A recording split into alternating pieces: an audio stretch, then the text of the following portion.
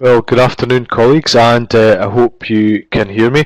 As George said in his introduction, this is webinar 3 in a series of Power Up Your Theory sessions, which was in response to some of the Education Scotland review reports that when the reviewers were in colleges and they were observing theory sessions, there probably still wasn't, in their opinion, there are other viewpoints available, that there wasn't enough engagement and participation and collaborative activity there. So hence the reason why I am focusing on cooperative learning, some of the activities. Just to set the scene, cooperative learning is not new. It's been around almost 25 years. Originated in North America. It was in fact in Canada that it first came across the pond to us. And I think if I was going to explain it as simply as possible, cooperative learning is structured group work, and it's not a learning or teaching approach, I would suggest. It's a collection of activities and methods that really do get that level of engagement and that participation going as part of theory sessions. A word of caution, I only use cooperative learning activities once I've worked with the group for a few weeks. I need to know how they're working together in the first instance, and as you know, when you have groups of students in the first few weeks, they're not a socially cohesive group, and we have to work hard to make them gel. Some of the things I would use as sort of warm-up activities to learning, but the ones that I'll be focusing on today I would only use once I knew them and once I knew how they got on working in pairs and groups. So you really have to think about the group composition. But basically it's structured group work where everybody's accountable, and I was a wee bit sceptical in the early days, but now there's been a lot more research done on it and I've used it in action. I actually am getting there. I do think that it is one way of powering up our theory sessions and getting greater interaction. So today I'm going to do a very short review of cooperative learning. I think I've done that in my introduction, and I'm going to focus on this cooperative learning activities that I highlighted in the description. I'm going to start with one of my favourite learning pyramids, and I suppose this helps explain why I might use cooperative learning activities rather than doing direct interactive teaching. The learning pyramid there just shows you some of the average learning retention rates, and at the top of the pyramid, the lecture, the reading and the audiovisual. I suppose I would class that as more transmission, as more passive learning, and there's more verbal explanation and verbal reasoning. But as you go down the pyramid, you can see that the average learning retention rates go up, and I would say that's where your active, your engaging learning, your collaboration and your cooperation comes in.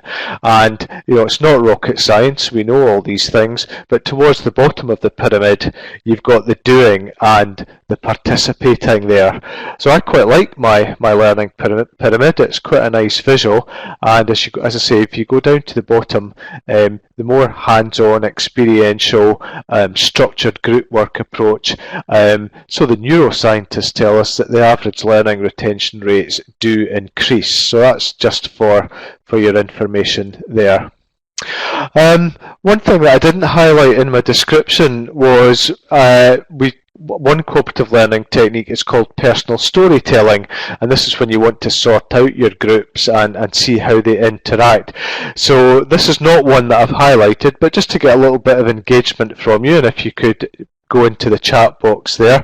If I gave you £100 tonight, what would you do with it? So I'm going to mute my microphone for a minute or two, and so imagine you've got £100 from me. What would you do with that?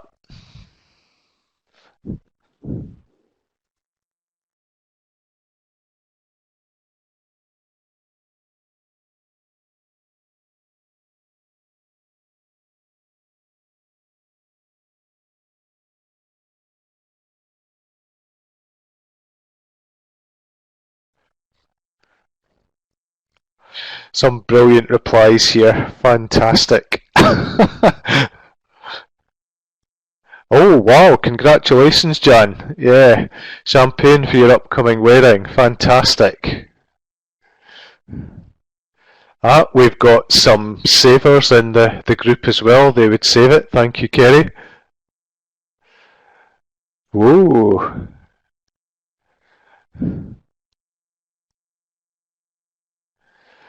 No, not at all, sad Claire. Our resource, that's absolutely fine.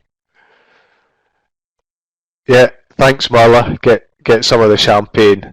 Yeah, there's a few more coming.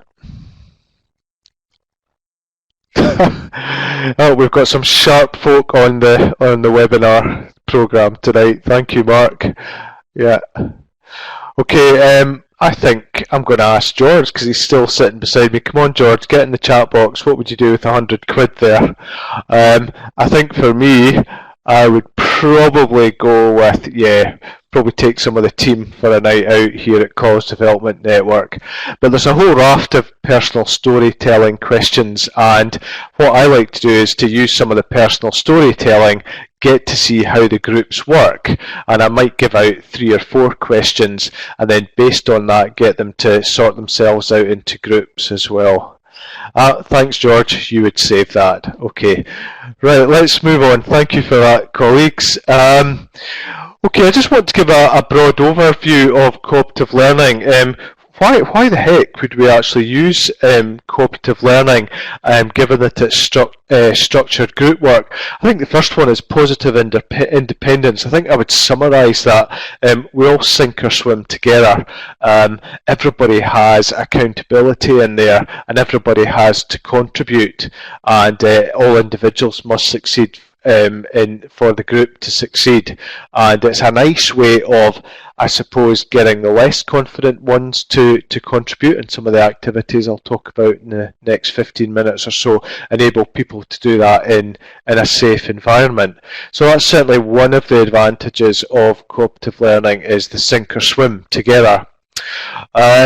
Yes, every member of the group has to contribute something. There has to be some contribution to the accomplishment of the learning. I think to put that in less jargonistic terms, I would say everybody has to do their bit. So that's another advantage of cooperative learning. Face-to-face interaction, yeah, I think for me it's about promoting each other's success, and it's a bit of confidence building because it's face-to-face interaction.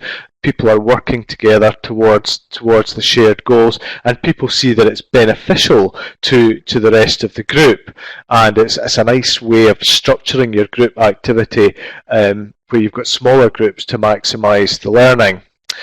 And another bit, of course, is the social skills building, and in our sector we're probably all skilled out with essential skills, employability skills, core skills, but cooperative learning activities really do develop the social skills, in particular the listening skills and the reflective listening skills. But also one thing I like about it is it kind of develops tolerance and respect for other viewpoints as well.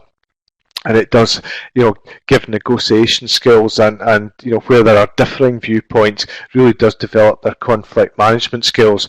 And I hope you see by that, I wouldn't start off with that. And as I said at the beginning, really getting to know your groups. You have to build up to using your cooperative learning activities. And then finally, the group processing. You've got a bit of peer assessment here, a bit of self-assessment. They think about what they've contributed, their collaborative efforts, and can target some of the improvements. So for me, I like some of the cooperative learning activities purely because of the peer assessment opportunities that are there, and they talk about the contributions they've made and what's been significant and what's been less significant. So these are, as just a very brief reminder of what the advantages of cooperative learning are, but it's very much about structured group work. So that's a brief overview. I'm going to move on now to some of the cooperative learning activities that I like. And the first one I like is my one called Graffiti. And again, as I said right at the beginning, there's nothing groundbreaking or weird and wonderful. This is an oldie but goodie, I would suggest. And I like the Graffiti one very much. And what does that involve? Well, it's a big poster piece of paper. And why would I use it? What's the educational point of it? I find that the graffiti exercise is a great way of connecting what they know already to the learning that I'm going to be teaching in the next few sessions. And it's real social constructivism at its best, because what it's doing is working out or telling me what their prior knowledge, their skills and their understanding is. And it's quite straightforward. You get a big piece of A3 paper or poster size piece of paper. You divide it into 3 or 4 sections with your topic or your question in the middle, and everybody contributes to it. So they can write it on the poster or they stick it on post-it notes, and would normally do this with probably a group of 4 or 5 at its maximum. And what I then would do was give them 1 or 2 minutes to just drop their thoughts, scribble on the poster or jot it down onto post-its. And then the beauty of it is where you're sharing the learning is, and I would probably do this rather than get the groups to move, just because that can cause a lot of disruption. I then move the poster round, so they would move the poster round to the tables, and then they look at what each group have written. Then I would give them another question related to the topic. They would drop their thoughts and their ideas onto that, move it round, and do that until it's moved round my 4 or 5 groups and everybody has contributed. It's a nice, safe way of doing that. And I like it too because it's inclusive. And we hear a lot about inclusive learning. For the confident ones, the less confident ones, it's a nice, safe environment about that. And I quite like that one. So it's inclusive. It does help with some of the individual learning, but it's also the collection thoughts, and you summarise it, and at the end you stick it up on the wall if you're in your theory classroom, and you can have a walkabout, talk about it. So that's one that I like. It's the graffiti. Claire, yeah, you came to our staff conference at North Highland College. Yeah, big sheets of paper. Yeah. Is that the technique? Yeah, your focus was the Olympics 2012. Yeah, and what I'm going to do is I'm going to photocopy my handout on graffiti, and I'll make sure that our events coordinator does that. But again, just to summarise it, this particular activity is good for linking present to past learning. I use it because it gives me a really good introduction to what their existing knowledge, their prior knowledge and their skills are. And we know that with all good learning teaching, all the theorists tell us, how do you ascertain their prior knowledge, skills and understanding? Most of us do it by questioning techniques, which is fantastic, but a cooperative learning activity is the graffiti. So I'm just going to butt out for a minute or two. I've probably explained that in quite a hurry, and you will get the sheet that tells you more, but I'm going to just be quiet for a minute. What do you think of the graffiti technique? Claire, you've said you've used it, so that's good. Anybody else?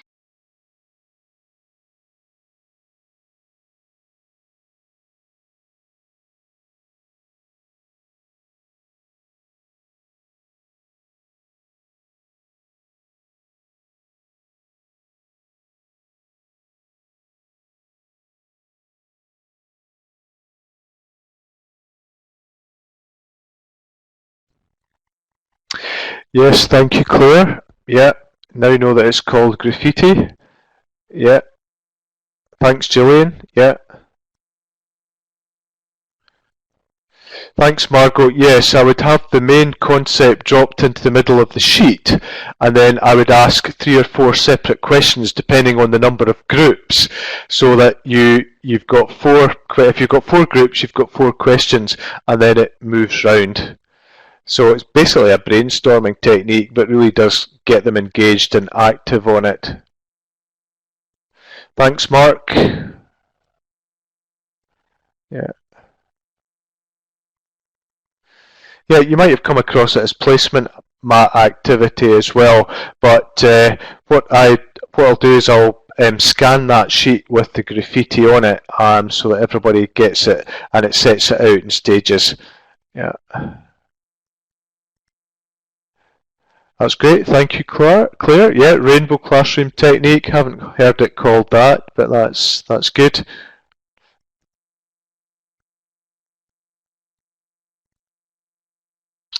Okay, please keep dropping in. Yeah, that would be good to see a completed visual.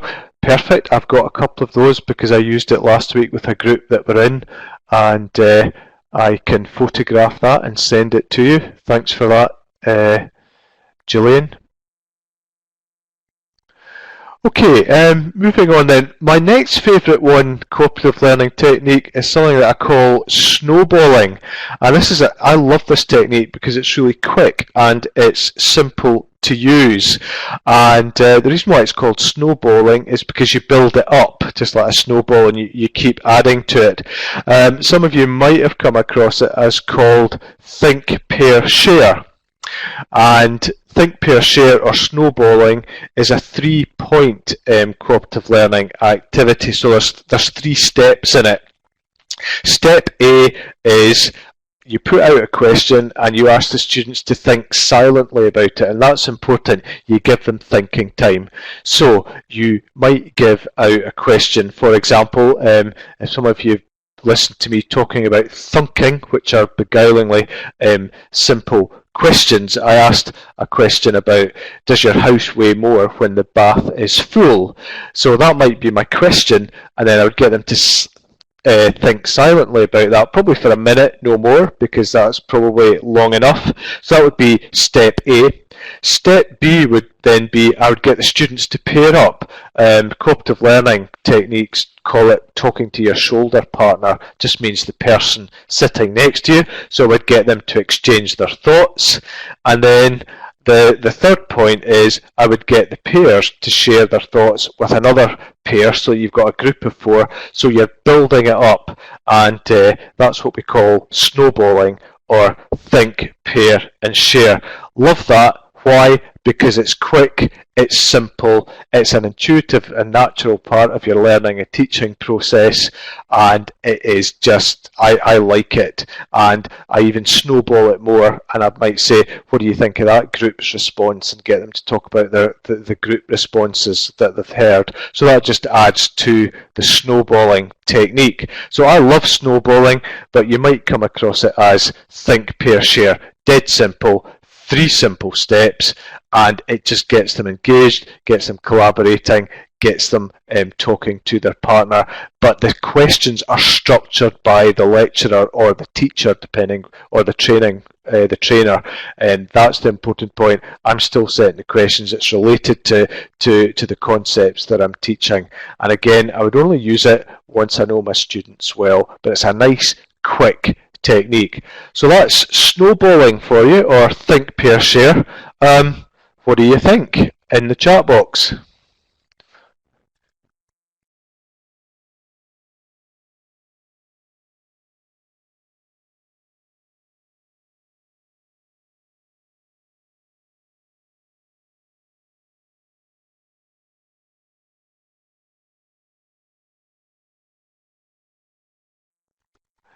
That's why I love FE sector colleagues, because the sense of humour is great. There's some great stuff coming in the chat box there.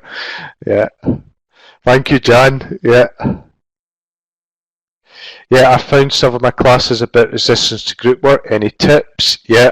As I say, you have to build it up, and group work is, because they're not socially cohesive, I like to build it up starting with individual tasks, then try some pair works, and then once I see how they're working together, then I would build up group work. So it really is a staged process for me, and I certainly know that in years gone by, when I've tried to do structured group work without that, getting that social cohesion, it's been a disaster. Yeah, thank you, Margot. Yeah. And it's nice that you're all picking up on that confidence sharing for the quieter learners who don't have that confidence to contribute. And I like the bit about the rainbow technique in the previous one. So thanks for that. So that's another one I like, my think, pair, share, or my snowballing technique. The next one is envoying, and again, it's not rocket science. It's very simple.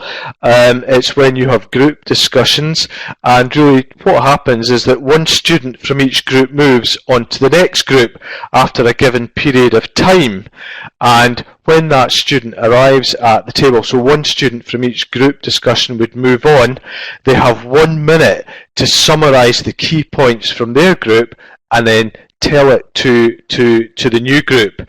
So after a minute, they summarise the key points from the previous group, and then the receiving group, they tell the one person who's moved what their discussions have been about, and they explain their thinking to the newcomer, and you can rotate it or use it as often or as little as you like. So envoying is another cooperative learning technique. It's not difficult. All it means is that one person moves, and when they move to the next table, they summarise their points to that table, and then the other 3 or 4 of the group then summarise it to them, and then they go back. And again, if I've not explained that terribly well through a webinar, I've got a little help sheet. My fault, I didn't give it to George in time, but I'll set out exactly what envoying means. But it's exactly what it says on the tin. It's an envoy. Somebody moves from one group to summarise, and then the rest of the group share that back. Really good for listening skills. It's really checking the listening skills, and anything that encourages listening with some of the groups of students I work with, that gets my vote. Nice question from Claire. Do you nominate the mover in advance? Yes, I would, so that that really develops their listening skills. Good question. Thanks, Claire. Okay, so that's envoying. Nice and simple, nice, good technique, and it really does develop their listening skills and their summarising skills. And I like to use it because it really picks out what the main points of the discussion are. This one I like is 3 stay, 1 stray. This is a tricky one. This one I would absolutely only use once the group are working well, and that I suppose the behaviour, for want of a better word, we've got a good learning environment and we have got good cooperation. Very similar to envoying, but what happens is that you have a stray, and it's called a stray because that one person stays behind, and 3 people stay behind, but 1 strays to the next group. So I suppose it's very similar to envoying, but they've got to go around all the groups in the 3 stay, 1 stray, and they've got to go around all the groups, and then at the end of that, it's almost like, well, what were the main points? And that one takes a lot more effort, it takes a lot more planning, and it's not the best one. But I've used it with limited degrees of success, but you've got one person moving around all the groups, almost like snowballing and envoying all the points, but you need a confident person to do that. And as I say, I'll write this is written up for you, and I'll get our events team to give you the more detail. I'm not a huge fan of 3 stay, 1 stray, particularly if you've got difficult groups. I would stick with the envoying and the think, pair, share. But it's good for explaining and presenting learning. And as I say, once you get the detail, I can leave you to consider, don't know if I would use that. It's not the best. I go for the simplicity factor. 3 stay, 1 stray is just a bit more complicated, and it takes a lot more structure input. It's not as simple as the other ones I would recommend. And the other one I do like is something that I call 1 and 2 minute papers, and this checks knowledge and understanding, and again it absolutely checks checks their listening, and it's brilliant formative assessment. It's a nice piece of observational assessment and auditory assessment. It's quick, it doesn't make much time, you can adapt it at all levels for your groups and your individuals, and it is great for making sure they're listening, because at some point they will know that Gary is going to stop.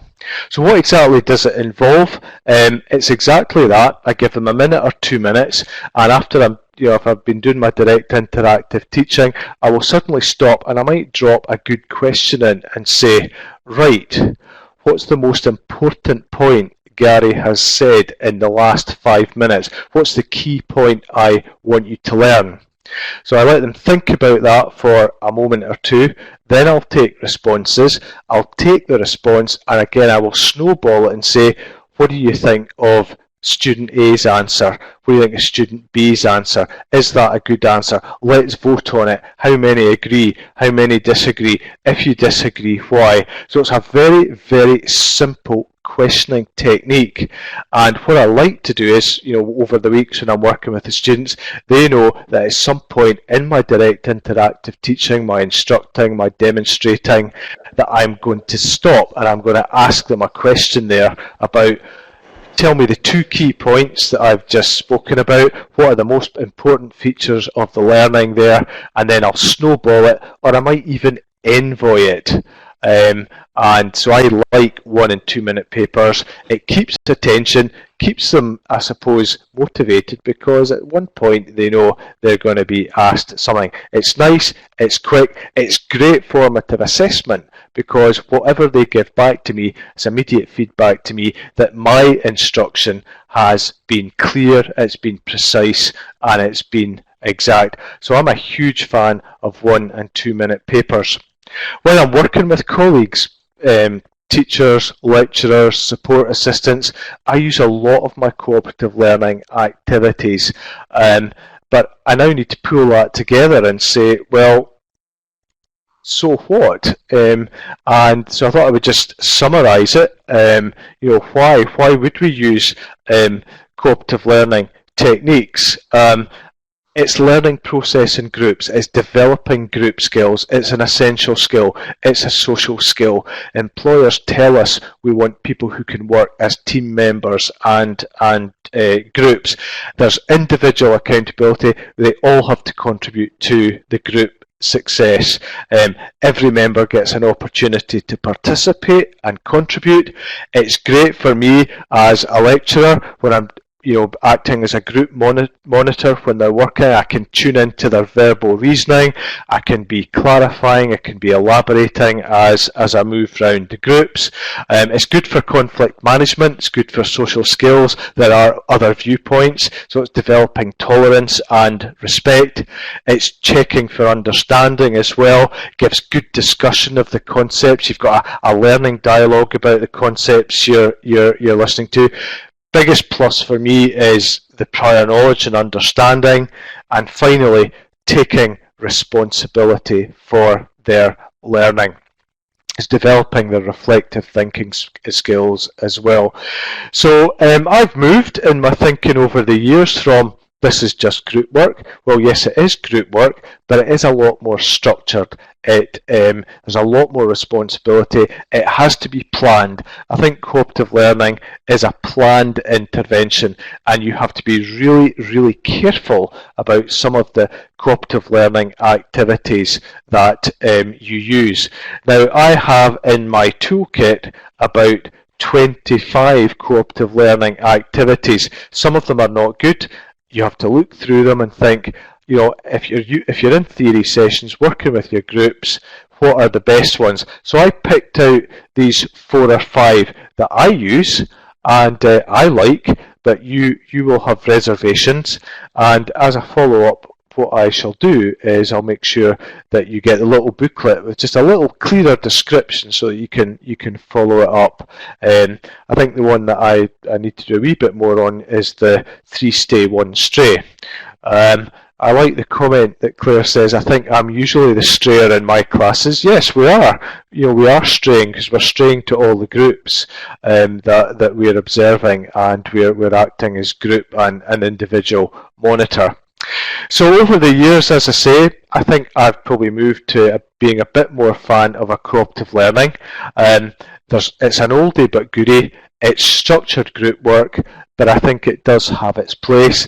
But please, please, only use it when you've got your groups settled and you've got them socially cohesive. It's not something that you would dive into.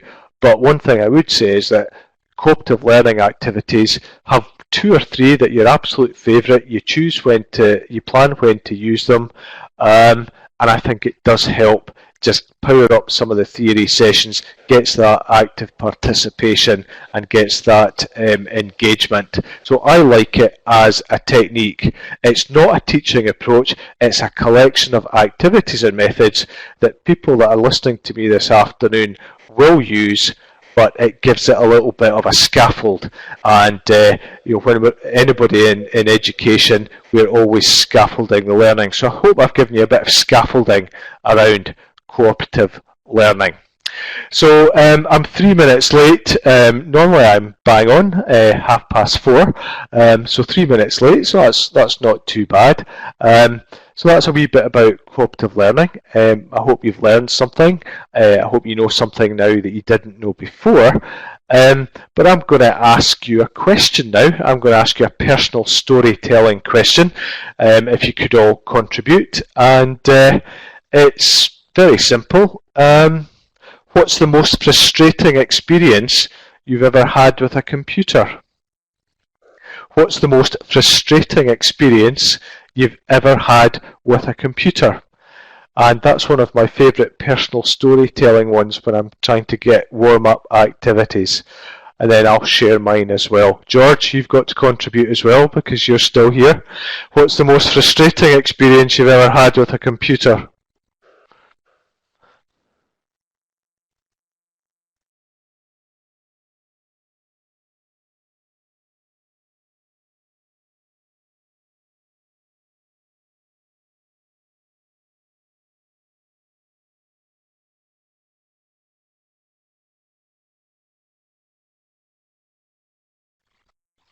No problem, Kerry. That's why we try to keep the webinars to 30 minutes. Absolutely understand.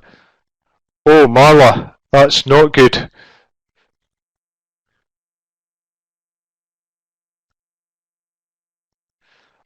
Circle of Doom.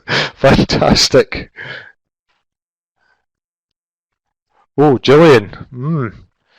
Yeah. I've actually driven away having left my laptop bag on top of the car. Fortunately, it was in the laptop bag and there was no major damage. Thanks, Jan. Yes, Skype. I find Skype really difficult, Jan. It is so frustrating. Speed, yeah. And here's George. Nice one to finish.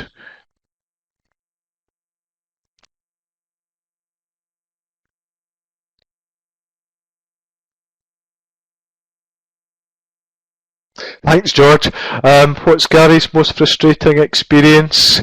It was using a small piece of software called Poll Everywhere, and my digital colleague here had talked me through it. It worked absolutely brilliantly. Got into the room to work with the group of lecturers. It just would not work. It was terrible. So I planned it, I'd prepared it, and it was so frustrating. Okay, that's a wee bit about cooperative learning.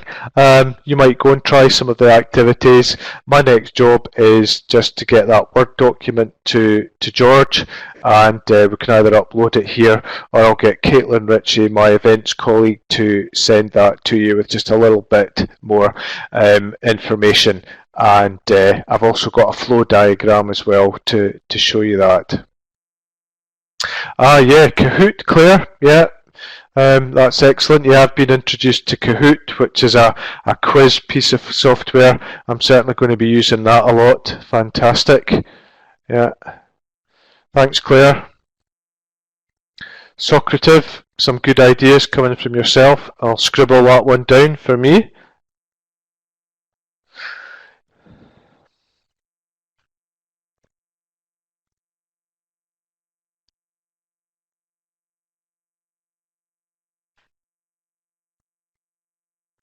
Okay, that's fantastic. Webinar 4, I'll be looking at the power of feedback and how we use feedback to power up our theory sessions.